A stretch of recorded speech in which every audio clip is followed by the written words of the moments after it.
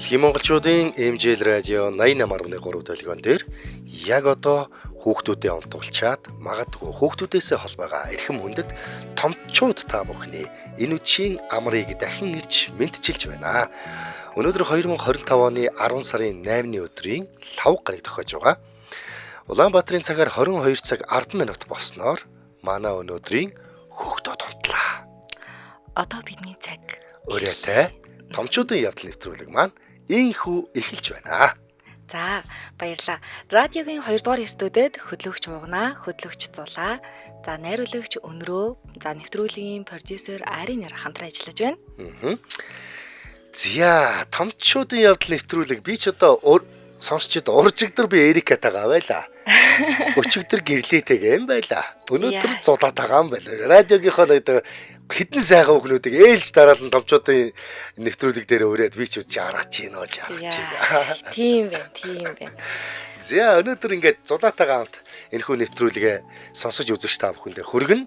Манай лав гарагийн томчуудын явдал нэвтрүүлгийн өнөөдрийн сэдэв бол анхны шин ариун нандин сонирхолтой түүхүүдийн тухай загтал ирсэн байгаа. Энэ загтлуудыг төвөрлээд, төрөлжүүлээд өнөөдөр анхны шинийн ариун нандин энэ харилцааны талаарх загтал сэдвтэйгээр орж байгаамаа. Тийм байна. Ер нь бол манай нэвтрүүлэгтийн хаягдсан загтлууд бол ирээл байгаа тийм. Тэгэхээр ингээд сонсогчдоос ирүүлсэн загтлуудыг уншаад тухайн сэдвэрээ ярилцсан, санал бодыг хуваалцсан. За мөн загтал болохоор бас энэ загталтай холбоотой гоё сэдвийн хүрээнд дурсамжаа болсон явдлаа. Өөрт гоё нэг тийм нандин гоё мэдрэмж мартагдчихгүй сайхан учрлуудаа бас босоддоо дэлгэж эсвэл өөртөө гоё ингэж нэх гоё ярьж кайф авъя гэж бодож байгаа бол манай шууд эфирийн утастай бас шууд холбогдож бит хоёртойгоо бас ариун нандин гоё мөчөдө хуваалцаж болох юм аа. Шууд эфирийн утсаа хэлээд өгч.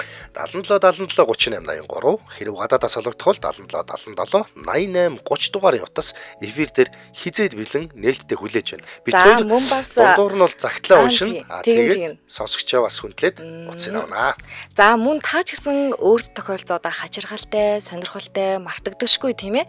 Тэр мөчөө бидэндээ хуваалцахыг хүсвэл ариун билег MJL radio.com хаягаар захиагаа илгээж болно шүү. Ирсэн захиаг одоо сайтар найруулан бэлтгээд бид хоёрын хоолоогоор дамжин олон сонсогчдод хүрэх болно. Харин эрэх лав гарагт бид онцгой нэгэн сэдвийг сонгосон байгаа. За ямар сэдв бэлээ? За энэ бол бүтэлгүй дотн харилцааны тухай загтал. Яа, бүтэлгүй дотн харилцаа. Энэ бас л сонин загтал уншигдах байх та.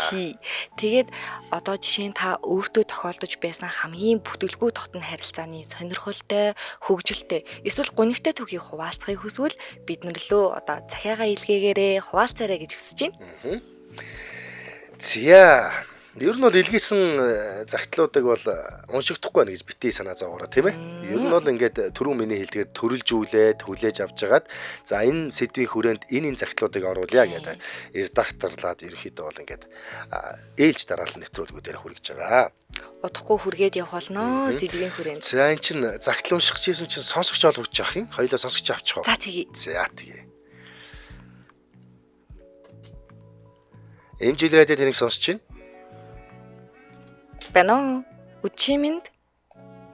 Бано үчимэнд за эпэмэ унтраагаад уцаараа ирээрэй. За үчимэнд өөрийгөө танилцуулаарай.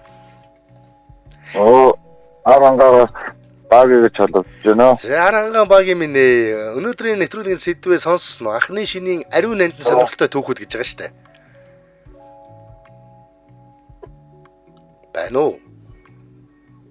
Бано. Зя байхгүй л та. За тасраад ах шүүг наа шүлж байна. Манай арангаа багийн маань эсвэл юу яасан байж магадгүй. Нэвтрүүлэг хоёроо зөрүүлсэн байж магадгүй. Энэ нөгөө өмнө хүний амьдрал нэвтрүүлгээр сая бас араас нь хүмүүс уцтаад нэвтрүүлэг дууссаны дараа залгаад байсан.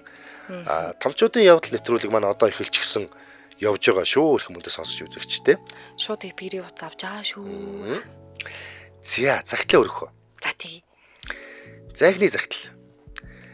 Сайн уу нэвтрүүлгийнхэндээ энэ өдрийн мэндийг хүргье.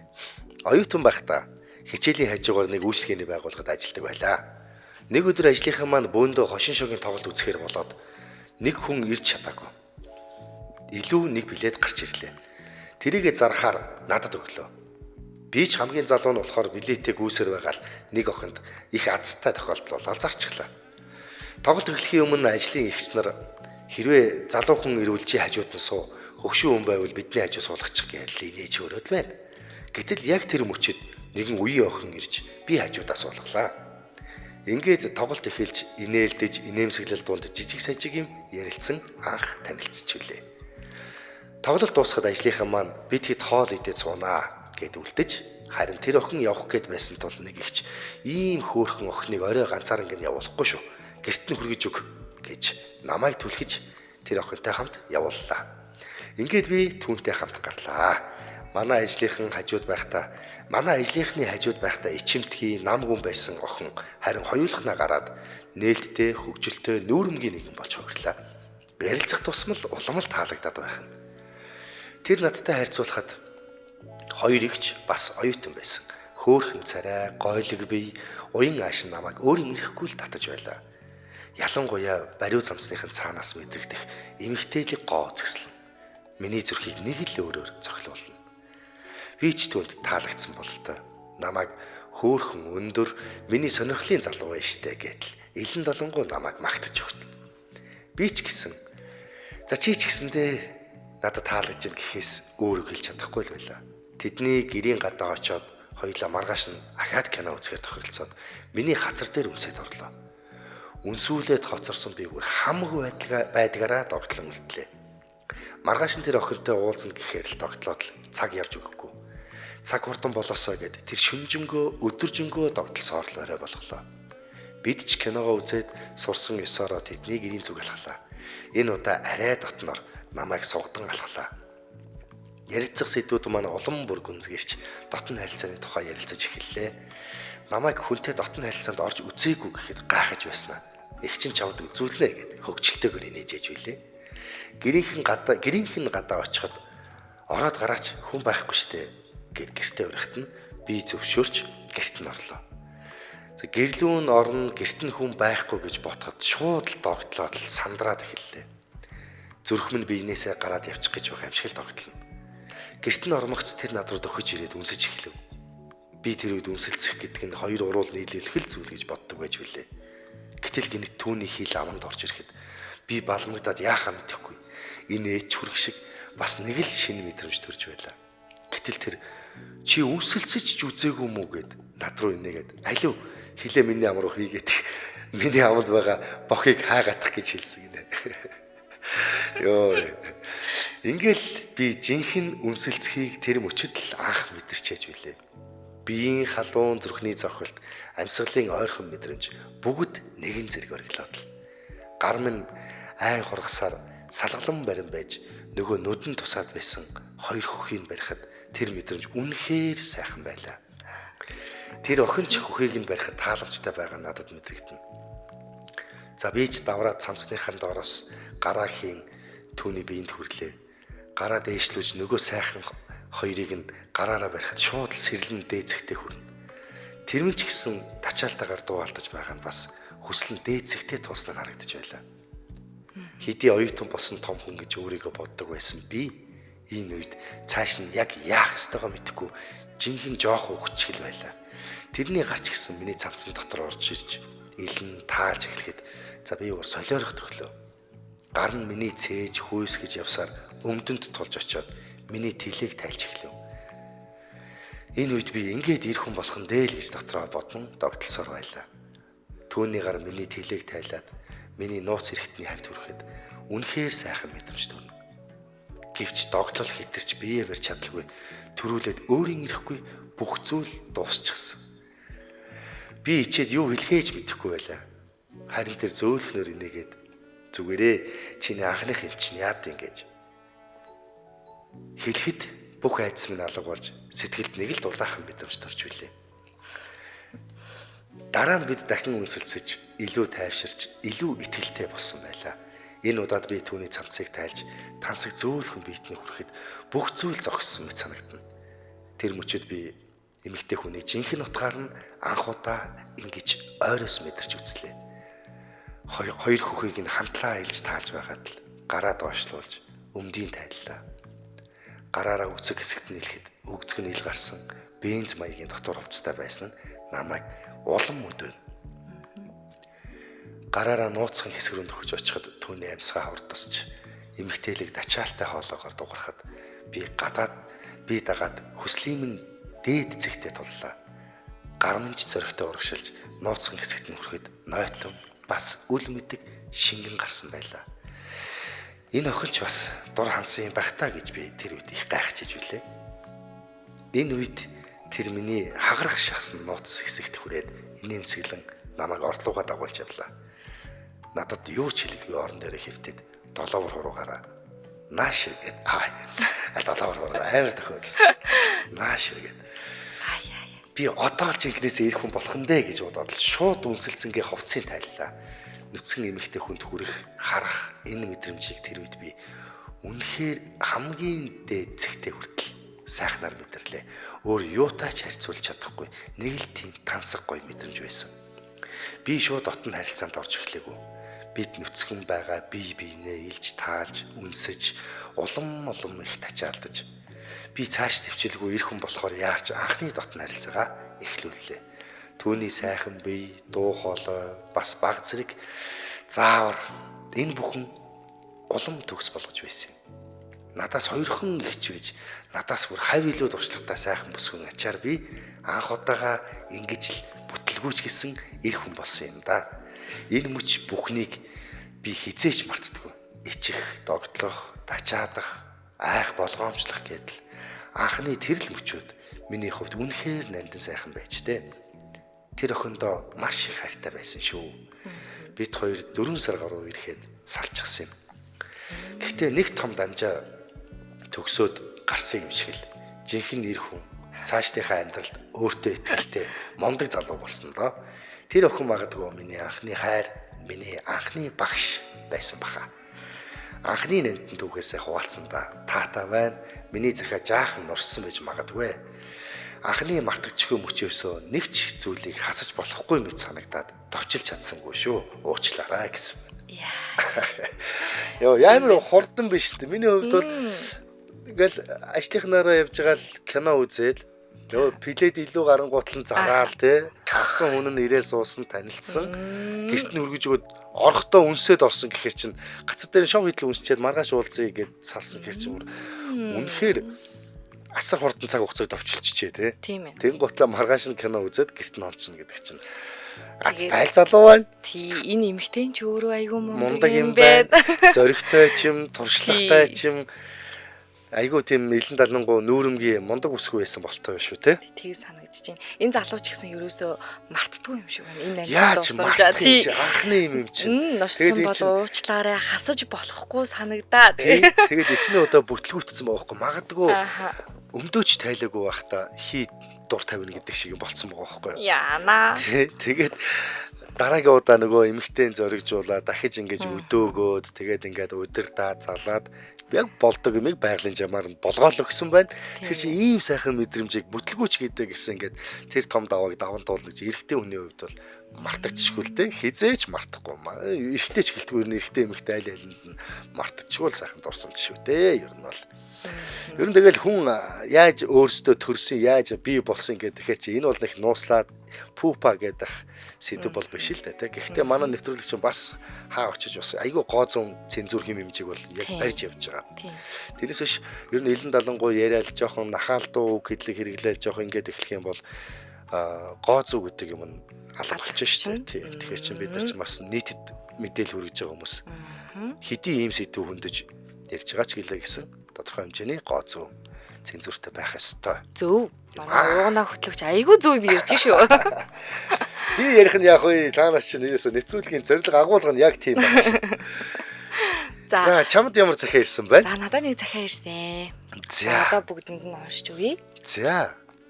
Сайн байцгаана уу? Энэ захиаг бичихдээ би жаахан ичээд байсан юм. За чи тэгвэл уншихтаа бас жоохон ичиж уншиж шүү. Тийм үү. За гэхдээ нэрээ нуусан болохоор зориг орон тэр нэгэн үчийн тухай бичмээр санагдлаа. Би оюутан байхдаа нэг залуутай танилцсан. Манай мэргэжлийн дээд курсын маань ах юм л та. Сургууль дээр надад кофе авчирч өгнө.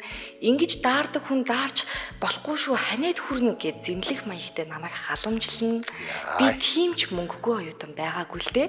Гэхдээ тэр ах надад байнга өлсөж байна уу? Ах нь хоол аваад өгье гэхээр баярлаад л хоол авахуулаад идэнэ. Хэдий хоол авахуулж халамжлуулж байсан ч энэ ахтай л ирэхгүй шүү. Миний сонирхол лав биш гэж боддог байлаа. Тэгдэг хоо. Эхэндээс тэгдэг л баг. Нөгөө өлсөд сонин ахтай суудсан хөөх ихч нар гэдэг шүү дээ. Тэр шиг. За нэгэн орой хичээлээ тараад надад гой хоол авч өгье гэхээр нь гой хоол авахуулж идчихэд давраад бүр кино үзлээ. Кино үзээд дуусахад тэнгэр үүлэрхэг борооны үнэртэй гудамж гэрлийн шар туяанд гэлалзан хэдийн харанхуй болж тэр хүрмээ тайлж миний мөрөн дээр зөөлөн нөмрүүлэх тэр мөчөд би анхудаа зүрхнийхээ цохилтыг тодор сонссон. За хэлсэн байна да. Ингээд тийм байна. Одоо нөгөө нэг миний сонирхол биш шүү гэжсэн хүн чинь догтлоод эхэлчих. Яг анхны мэдрэмжийг авцсан байна тий. За нөгөө ах маань сургууль дээр юмаа өргөчжээ. Хоёулаа сургууль орчоод дараа нь би чамаа хүргээд өгье гэхээр нь зөвшөөрөөд сургуулийн зүг алхлаа. Сургууль дээр очиход баг хөнгүүд намгүй жижүүр ах хаачих нь гэхэд ах юмаа өргөчжээ. Ороод аваад ирье гэд бит хоёр орлоо л доо. Сургууль дээр хоёулахнаа дээш шатаар алхаж байхад уур амьсгал нэг л өөр болж байгааг мэдэрч байлаа. 3 давхрын ангид ормогц анги харанхуу, онгорхой, цонхны цаанаас мэдрэгдэх борооны үнэр, салхи бүх зүйл намайг баг зэрэг тайвшруулсан ч баг зэрэг тогтолсоор байлаа. Яа. Дэд курсын халамжтай ах айхгүй байгаа биз гэж инээмсэглсэн. Би толгоос ихсэрсэн ч зүрхнийхээ химнэлийг нууц чадаагүй. Нүдэнд харагдаад шүү. Яг нүдэнд бүр төсөөлөгдөж байна. Яаж чи бүр ямар ч гоё уншдгийг яа бүр ингэ төсөөлтөл уншиж шүү. Айгаа гоё юм. За би та юугаар өргөсөн гэхэд чимээгүй миний дэргэд ирээд юу ч хэлээгүй зөөл үнссэн. Тэр үнсэлт анхны бас төгс төгөлдөр байсан. Надад айдас байв. Гэхдээ тэр айдас халамжийн дунд хайлсан. Зөөлөн гараараа мөрөн дээр минь хүрэхэд би өөрийн мэдлгүй нүдэ ансан. Тэр мөчөд би ямар ч үг хэрэггүйг ойлгосон. Зүгээр л итгэл хэрэгтэй байжээ. Түүний нүдэнд би өөрийгөө эмэгтэй хүн гэдгээ анх удаа харсан. Хин нэгний нүдэнд ингэтлээ эмзэг бас хүсэмжтэй харагдана гэж урд нь төсөөлж байгаагүй. Тэр өрөө цаг хугацаа зогссон мэт байсан. Бидэнд ярилцах ч хэрэг байгаагүй. Бүх зүйл сэтгэлээрээ ойлгогдож байсан. Тэр намайг айлгаагүй, ятгаагүй, зүгээр л хүлээсэн. Миний хувьд тэр мөчөд энэ ахтай лав үерхгүй юм шүү гэж боддог байсан гинхэн бодол замхраа алга болсон. Харин тэр миний хамгийн хүсэмжит сайхан залуу мэт санагдаж байлаа. Миний анхны шүн тэнд мухрын нууц магдал ангид өнгөрсөн. Гэрэл бүдэг борооны чимээ, цонх догшох, хаяал бидний амьсгалын химнэл сонсогдож байсан. Би тэр өрөө өөрийгөө шинээр мэдэрсэн. Айдсаа, ичгүүрээ, өвдөлтөө бүхнийг ардаа орхиж зүгээр л сэтгэлээ нээсэн. Тэр анхны нандан халуун үдшийг би хизээч мартдаггүй. Тэр намайг хүргэж өгөхөд хайртайсаа хол салах гэж байгаа мэт салж хаагцаж чадахгүй байлаа. Маргааш өглөөн сэрээд би өөрийгөө өөр хүн болсон мэт мэдэрсэн. Гинэн байдал минь алга болж оронд нэг зөөлөн тайвшрал бас урам зориг үлдсэн. Ингэж би анхны шүн охин насаа дээд курсийнхаа хахад өгсөн юм. Яг жаахан сонирхолтой, хачирхалтай сургуулийнхаа ангид охин насаа алдсан гэдэг нь жаахан эвгүй. Тэр халамжтай дээд курсын маань ах минь миний анхны бас цорын ганц минь байсан юм. Бид хоёр тэр цагаас хойш дотносоор тэр ах миний дээд курсын ах биш, хань минь болсон юм. Одоо бид хоёр 3 хүүхдийн ээж аав болсон. Одонгийн минь хүүхэд гидсэнд минь өсөн төрнөж байна. Вау. Гоё юм. Ямар гоё юм бэ? Хаяа бид хоёр тэр мөчийг сананд дурсаж инээлгдэг юм. Би хаяа тоглоомоор том охиндоо өлсөн үедээ хоол авч өгсөн хахад дурлчваа ээжхээ гэд бүү инээдэг бол. Ингээд миний анхны ариун нандин мөчөөр хамт аялсанд баярлалаа. Танаа нэвтрүүлгийг үргэлж сонсдог шүү гэсэн байна. Энэ гоё түүхэн тий. Тийм байна. Үнэхээр гоё түүхэн. Тэгээд бас гоёч битсэн байна. Яг л нүдэнд харагдтал. Гоё. Яг л нэг оюутны амьдрал, оюутнууд ингээд би яг миний үед бас тийм л байсан шүү дээ. Ерөөсөл ингээд гоё хоолтой байн ингээл өдөр тутам ингээл өдөр болгон хоол идэх үү нэтэр гэл. Манай эхнэр битүүр чинь 10 жилийн анги хоёр болохоор биш нөө цэргийн сургуулийн сонсогч. Манай эхнэр тэгээд хоёлоо өнөөдөр хоолнд орно гэдэг тэр үг мөг тэр өдөр бол тэгэл гिचэл хордон дараасаа гэл. Хоолнд бол амар оёддаг. Гэхдээ манай ихнэр хоолоор намайг татаагүй л дээ. Гэхдээ нэг оюутан байсан болохоор хоол гэдэг бол үнэхээр үн цэнтэй байсан. Яалтчгүй те. Та тэгээ баг хоол хийлгүүлж эзэр хагаад явсан уу? Ер нь бол тийм шүү дээ. Битгаш гэхдээ хоёлоо оюутан болохоор чинь мөнгө төгрөг муутай. Намайг хоолнд оруулж бол чаавс нэг номныхоо мөнгийг л тэр хоол руу хийчихээл гэсэн үг л дээ зайлвал. Тэгэл зөрүүлэл би нэг хаа яг хоолндоо цэргийн зургуудаас сонсч яаж яхаа. Мөнгө авахгүй юу? Хэцүү штэ. Тэгэхээр чинь яг тэгнэ оюутан болж яг чиний сая ингээд уншаад ихсэн чи яг тэр дүр зураг нүдэнд харагдаад нэрэл оюутнууд би энэ хайрлахтаа би энэ жоохон гоё халамж үзүүлэхтэй хоолол гэж ихний ээлжинд ярьдаг байна. Нөгөө хоолол байвал болоо. Тэгээ нөгөө хөөхөн охтууд ингээд нөгөө царай муутай нөхрүүдтэй нэг болдог доо. Ингээд том одууд ч юм уу. Тэнгүүд яагаад нэг пост яваад идэв штэ. Энэ нөгөө хөөхөн их ч ингээ өлсөндөө энэ гачаахтаа суудсан байдаг. Тим ярэ нөгөө постууд айгүйх яваад байсан би уншиж ирсэн юм байна. Тийм тэгэхээр чи ер нь ингээ бодит амьдрал чинь одоо ингээд оюутнууд бол харьцангуй бас гайгүй баг шүү байна. Бидний үед чинь ерөөсөө оюутан амьдрал бол ер нь амьдралын дайн тулаантай талбарын цаг хугацаа байлаа шүү дээ.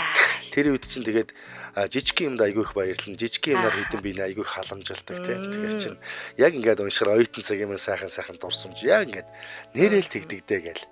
Тэгээд тэр нэг юу киноч гараад ирсэн чинь бороо чийг үнэрсэн борооны үйл ингээд гарчтай гэхээр чи тэр орой морой бол нүдэнд бараг харагдлаа шүү. Харагцаа сая бол яг өөрөө ирэхгүй бүр харагдлаа.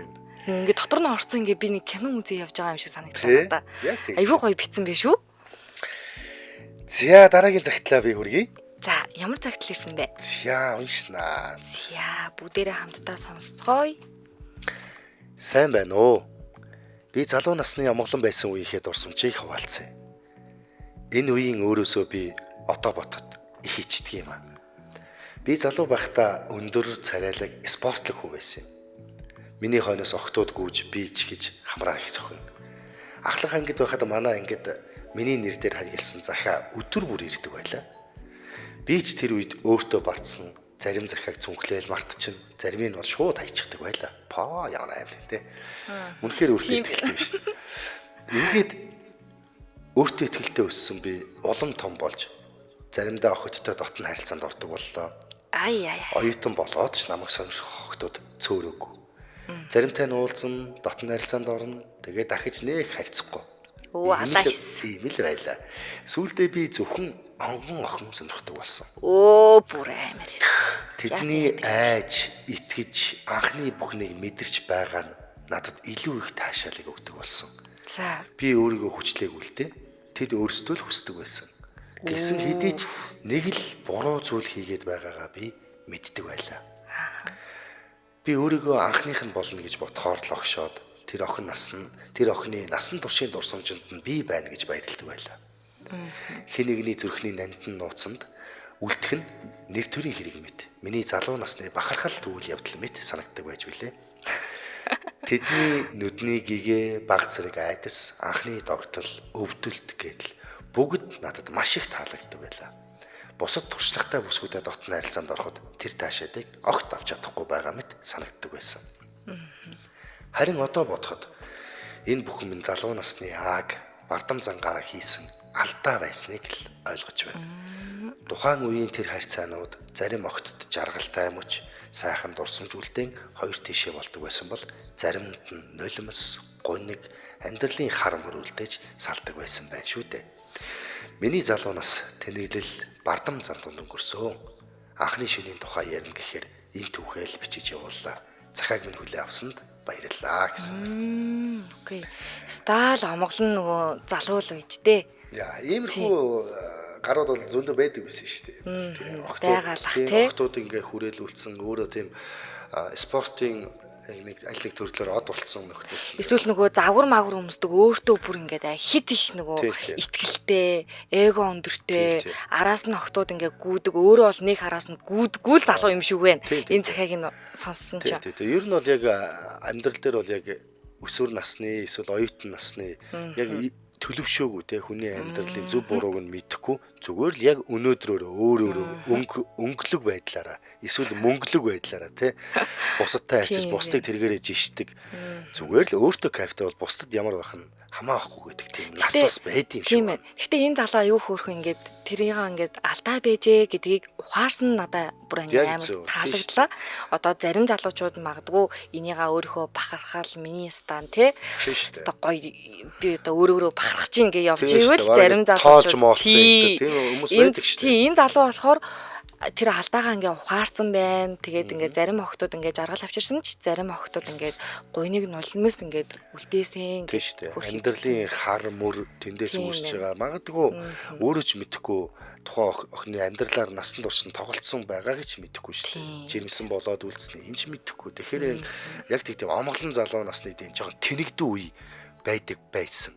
Гэдгийг л одоо энэ сонсогч бичигч загталтын эзэн маань эргээд бодоход энэ ёстой тийм дими юм байсан байна гэдгийг бас харамсан бас дурсан бичсэн байна тийм байна. Наа чиг юм бити алдаа гаргаарэ гэдэг санааг бас манай тий сонсогчдод бас авах. Тий. За би дараагийнхаа цагтлыг унших уу? За тий. Сайн байна уу? Энэ захиаг минь уншихгүй байж магадгүй ч би бичиж суунаа.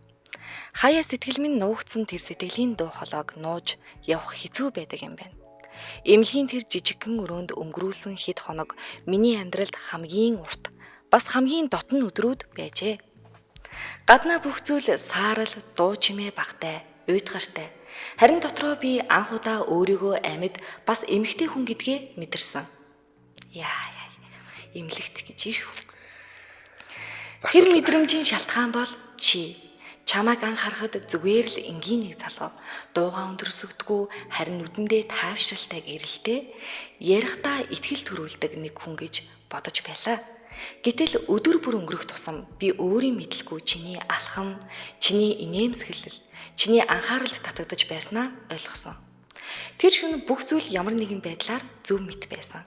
Гэрэл бүдэг, гадаа бороо шивэрч, дэлхий тэр чигтээ дууга хураасан мэт санагдлаа. Харин дотор минь зүрхний минь химнэл сонсогдож байна.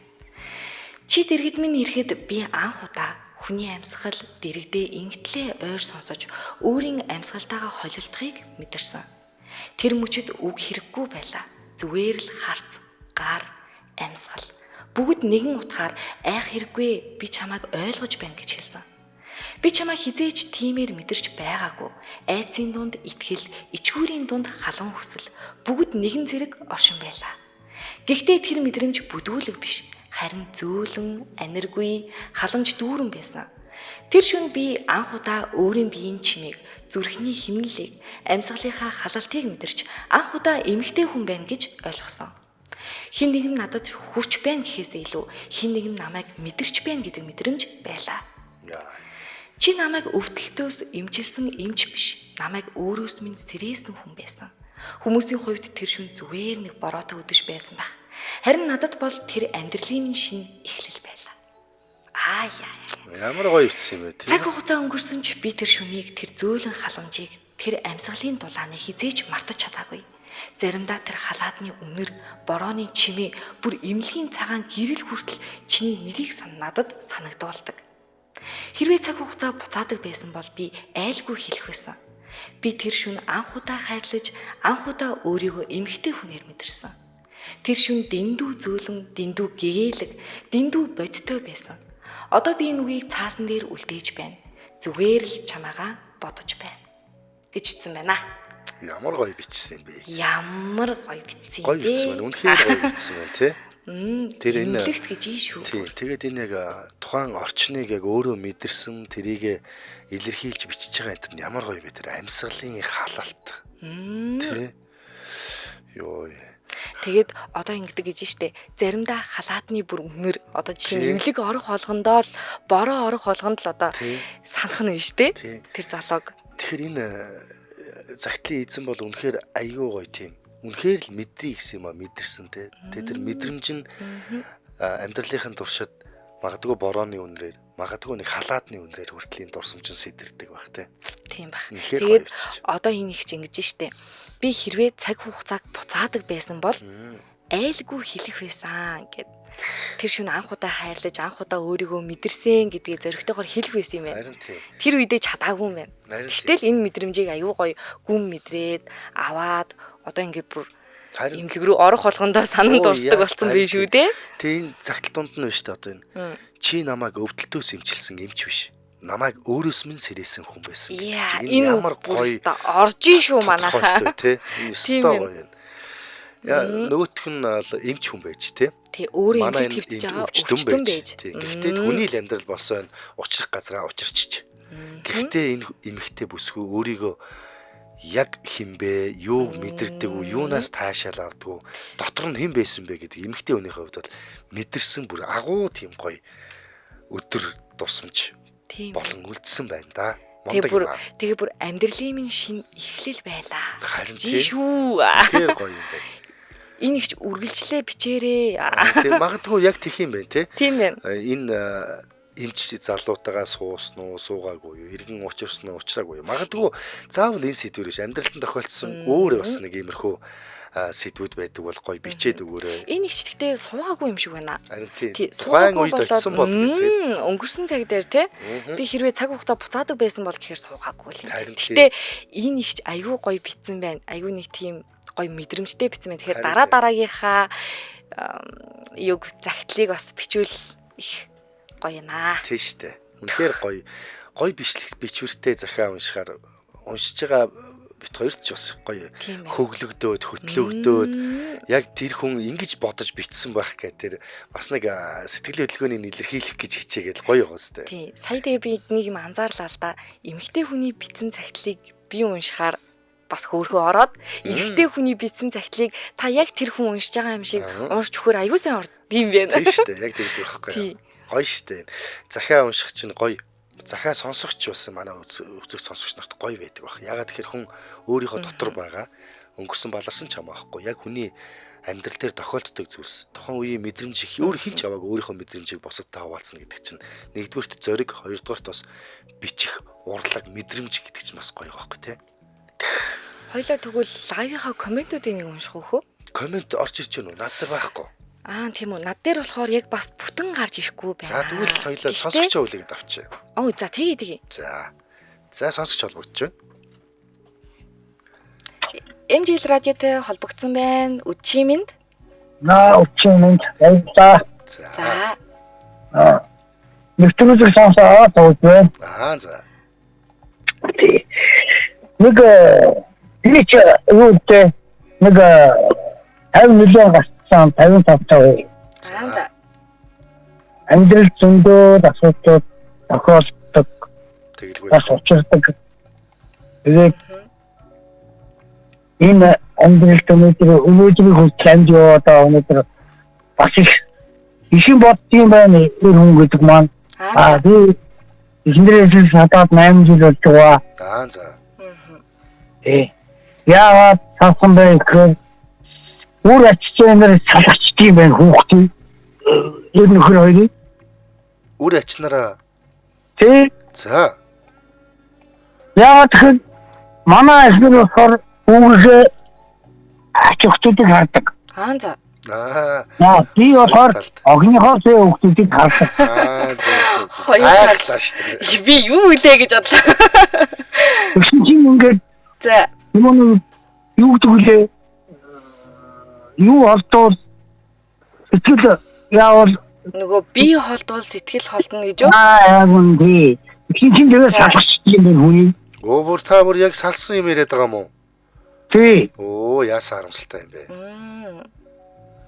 Би өөрөө хонжиж явж байгаа. Гото юун дээр хонтно гэхээр үр ачааныг би мэдээж юу харж ирэхгүй ойлгомжтой шүү дээ. Тэгэхээр тэгээд нөгөө сая энэ хүүхдийг үнэн байж юм байна. За. Холбогцсонд баярлалаа танд. Баярлалаа. За баярлалаа. анхны шөнийн гой дурсамжаа ирэх юм болов гэдэг баярлаад авсан чинь маань өдөөс амьдрал ярьдаг. Бас хүн амьдралаа ингээд ярихаар таслаад ингээд өөдөөс нь ингээд за болон за ингээд нэг өөр сэдв мэдв гэдэг ингээд айгүй идэх юм байлээ л дээ. Тэр утгаараа бас ингээд тий хүндлээд болж өгвөл ингээд эвтэйхэн шиг ингээд учир явдлаа олчвол зүгээр юм шиг. Өнөөдрийнхөө сэдвийг хоёлоо дахиад нэг хэлээд өгөх үү? Манай өнөөдрийн томчуудын явдал нэвтрүүлгийн маань лав гарагийн дугаарын сэдэв бол анхны шөнийн ариун нандин сонирхолтой түүхүүдийн тухай загтал ирснийг хуваалцаж байгаа. Тэгэхээр ерөнхийдөө бол анхны шөнийн ариун нандин бас сонирхолтой дурсамжууд гэж бас хэлж болох юм тийм ээ. За ийм байгаамаа. Би бас энэ ч нэг анхны хайрын нэг тийм дурсамжийг бас уншиж өгье гэж бодлоо. За. Төрөний манай нэг сонсогч нь их гоё бичээгүй л байна л да. Гэхдээ яг хуу ирсэн загтлал юм чи тийм ээ. За 37 настай эрэхтэй. 17 тойдоо анхны шөнөө өнгөрүүлж яж билээ гэж. 17 тойдоо. Зөө алайс. За төсөөлж байснаас тэр чигээрээ өөр байж таарсан. Үнэн дээр төсөөлөл шиг эсвэл тэр үе хүртэл үзсэн кино, уншсан зүйл шиг маань нэг тийм сайхан юм болоогүй. Хамгийн марсан нь яг хийж байх үедээ ингээд л хөдлөөл байх юм байх таа л гэж бодоод бараг уйдах маягтай байж үлээ. Тэгээд бодохоор би яг тухайн агшинд зөвхөн өөрийгөө л чагнаж өөртөө л анхаарч байсан л болж таарж байгаа юм.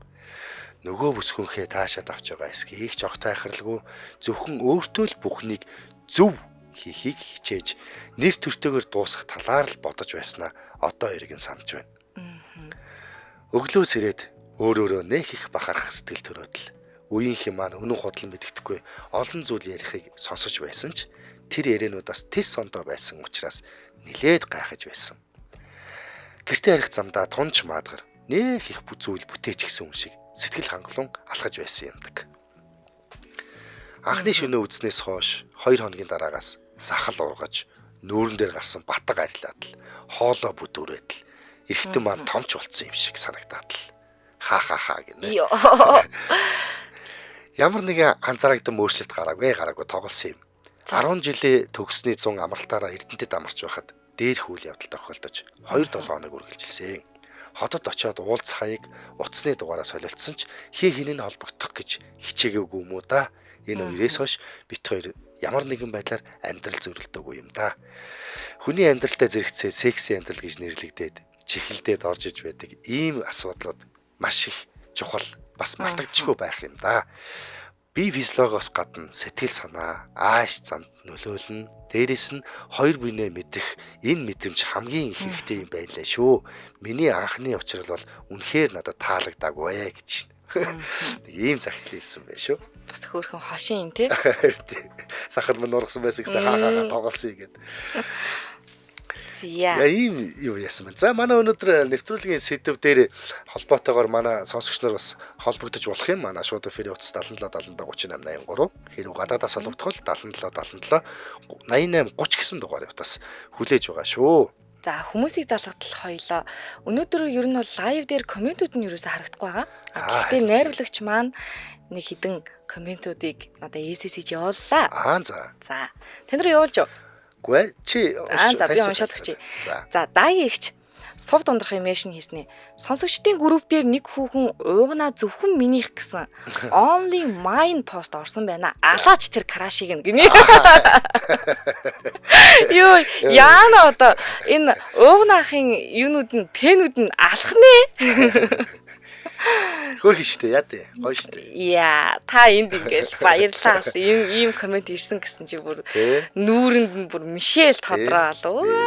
Ер нь ингээл эфир дээр суугаад ингээд нэвтрүүлэг дээр ингээл төмөн олны өмнө болсон болоогоо ч мэдэхгүй ингээд сууж байгаа. Тэгэхээр чин ингээд урам өөх те таашаах ийм гоё сэтэлжүүлэх маягтай ийм комент уушгаараа би айгүй их баярлалаа штэ. Гоё дээ. Тэгсэн чин гэрэлтмаа гэдэгч. За. Тэр групп хаана байна? Алив харьяа гэлтгсэн чинь яг сувд ундрах ихч амжаагүй л байна алнаа гинэ.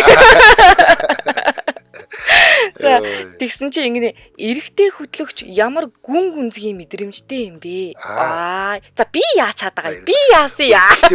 Зулаа вэ штэ би чамаг энэ дээр би магтаж хийх нь гарцаа байхгүй нэг юм хэлээ. Энэ бол зайлшгүй чамд. За. Чи энэ загтлыг бол үнэхээр гоё уншиж байна.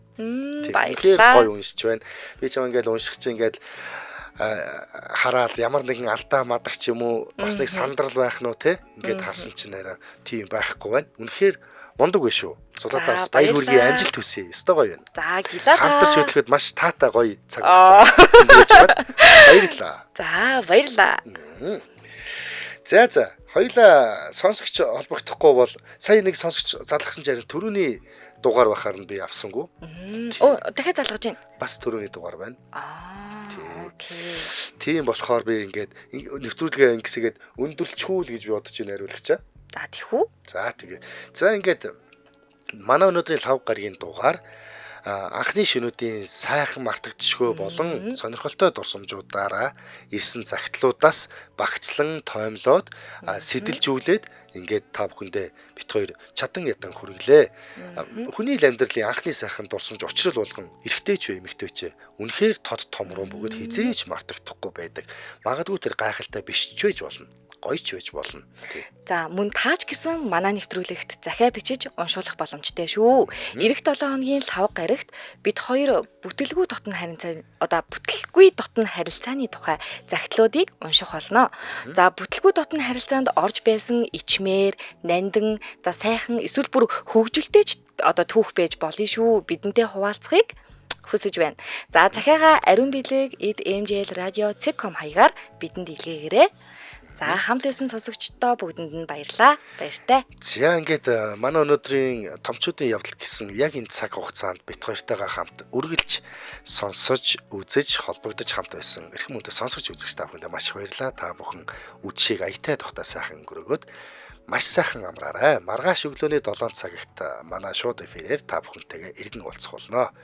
За ингээд түр баяртай Дэлхийн монголчуудын MJL радио 88.3. Bye bye.